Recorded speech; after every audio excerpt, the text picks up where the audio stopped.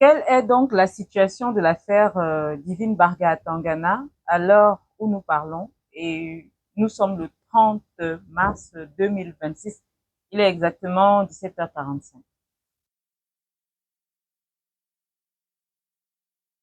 Je vais peut-être pas vous surprendre ou vous surprendre désagréablement.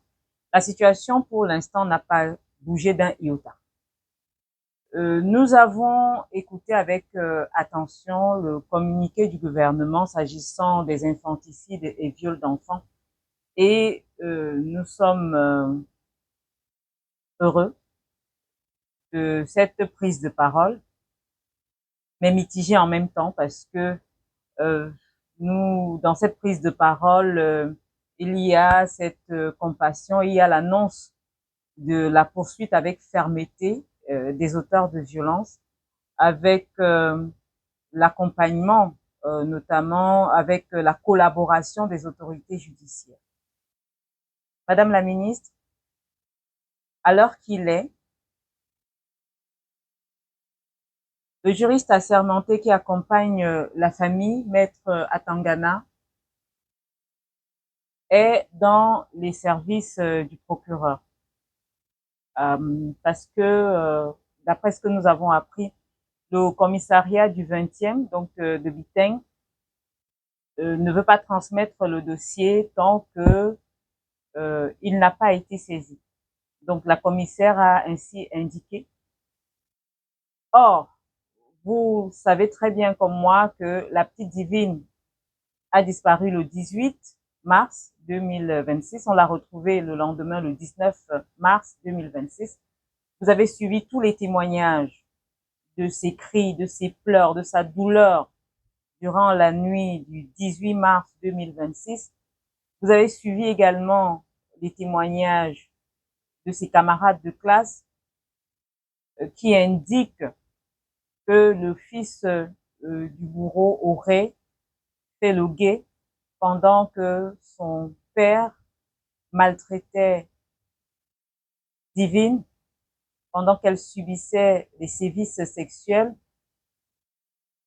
Une semaine plus tard, rien n'avait été fait, c'est-à-dire jeudi dernier. Il a fallu que nous lancions l'alerte pour qu'il y ait un rendez-vous médiatique tout autour. Et il a été annoncé vendredi dernier que le dossier aurait été transféré à la Légion de gendarmerie du centre. À date, ce n'est pas le cas parce qu'une autopsie aurait dû être faite ce matin, ce qui n'a pas été le cas non plus. Donc, les sanctions exemplaires avec étroite collaboration des autorités judiciaires, je vous assure que nous y croyons. Je vous assure que nous y croyons. Et nous espérons effectivement que les auteurs de ces sévices vont recevoir les sanctions méritées. Mais pour l'instant, si vous pouvez agir dans cette affaire Divine Barga Atangana, cet enfant de 11 ans qui a été victime de viol et de meurtre, et dont le principal suspect est le père de son camarade de classe chez lequel elle avait l'habitude de se rendre pour ses devoirs.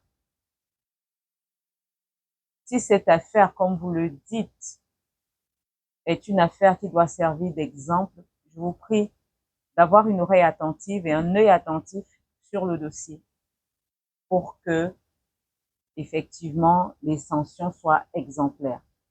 Donc, nous allons ensemble suivre. Pour l'instant, comme je vous l'ai dit, Maître Henri Thierry Atangana, qui est juriste conseil des ayants droit,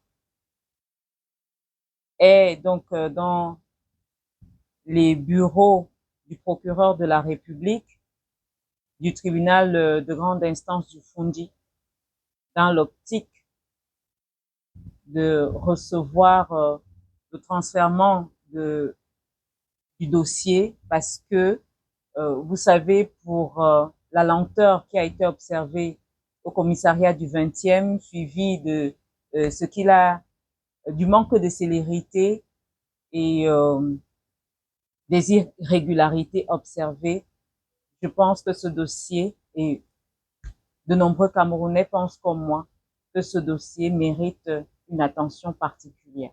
Donc, nous allons suivre ensemble pour voir ce qu'il adviendra justement de cette affaire d'Ivine Barga à Tanganyika.